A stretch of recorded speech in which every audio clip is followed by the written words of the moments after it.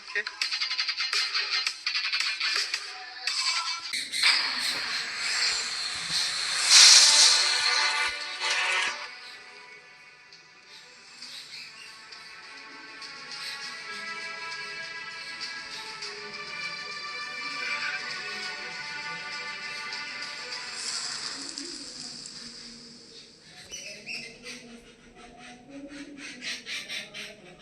ആരാണ് ശാന്തി ദേവി? 4-ാം വയസ്സിൽ മുജ്ജന്മ ഓർമ്മകൾ. ഗാന്ധിജിയെ പോലും ഞെട്ടിച്ച ശാന്തി ദേവി സംഭവം. മുജ്ജന്മ കഥകൾ ഇന്ത്യയിലേറെയുണ്ട്.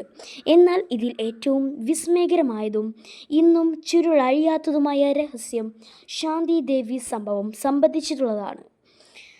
രാഷ്ട്രപിതാവായ ഗാന്ധിജിയെ പോലും ഈ സംഭവം കൗതുകത്തിലാഴ്ത്തി. 1926 ഡൽഹിയിൽ ജനിച്ച ശാന്തി ദേവി 4 വയസ്സ് പൂർത്തിയാകുന്നതുവരെ ഒരു സാധാരണ പെൺകുട്ടിയായിരുന്നു. എന്നാൽ പിന്നീട് തൻ്റെ കഴിഞ്ഞ ജന്മത്തെക്കുറിച്ച് വളരെ വ്യക്തതയോടെ അവർ പറഞ്ഞു തുടങ്ങി. താൻ യഥാർത്ഥത്തിൽ യുപിയിലെ മധുരയിൽ നിന്നുള്ള ആളാണെന്നും ശാന്തി വാദിച്ചു. ലുഗ്ദി ദേവി എന്നാണ് തൻ്റെ മുജ് ജന്മത്തിലെ പേരെന്നും അവർ പറഞ്ഞു. വീടിനെക്കുറിച്ചും കുടുംബാംഗങ്ങളെക്കുറിച്ചും പൂർവ്വജന്മത്തിലെ മരണത്തെക്കുറിച്ചും അവർ നാട്ടുകാരോടും ബന്ധുക്കളോടും വിശദീകരിച്ചു. തുടക്കത്തിൽ മാതാപിതാക്കൾ ഇത് കാര്യമാക്കിയില്ല.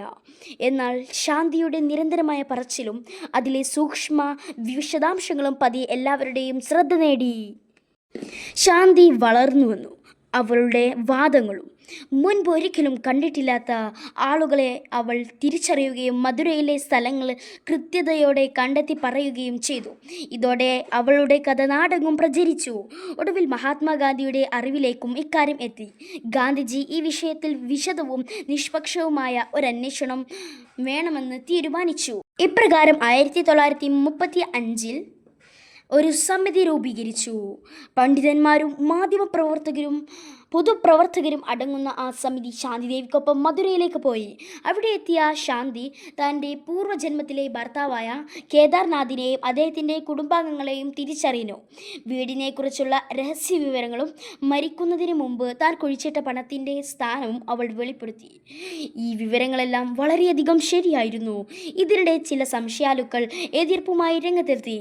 ഈ വിവരങ്ങൾക്കെല്ലാം സാധാരണ മാർഗങ്ങളിലൂടെ ലഭിച്ചതാകാമെന്നും അവർ വാദിച്ചു. ശാന്തി ഒരു പക്ഷേ കഥകൾ കേട്ടറിഞ്ഞോ ആരെങ്കിലും പഠിപ്പിച്ചതോ അല്ലെങ്കിൽ അവളുടെ ഉപബോധ മനസ്സ് മെനഞ്ഞെടുത്തതോ ആകാമെന്ന സാധ്യത മുന്നോട്ട് വയ്ക്കപ്പെടുന്നു. പക്ഷേ ഈ വാദങ്ങൾക്കു തെളിവില്ലായിരുന്നു. ശാന്തി ദേവിയുടെ കാര്യത്തിൽ യുക്തിസഹമായ ഒരു വിശദീകരണവും ഇല്ലെന്ന് സമിതി ഒടുവിൽ പ്രഖ്യാപിച്ചു. അങ്ങനെ കേസ് ഒരു തുറന്ന ചോദ്യമായി തുടർന്നു. വർഷങ്ങൾക്കിപ്പുറം മനഃശാസ്ത്രജ്ഞരും പാരാസൈക്കോളജിസ്റ്റുകളും പൂർവ്വജന്മ സ്മരണകളെക്കുറിച്ച് പഠിക്കുന്ന ഗവേഷകരും ശാന്തി ദേവി കേസ് പഠന വിഷയമാക്കുന്നു. ഏകദേശം 1 നൂറ്റാണ്ട് പിന്നിടുമ്പോഴും ആ രഹസ്യം പിടികൾക്കെല്ലാം അപ്പുറമാണ്. Thank you.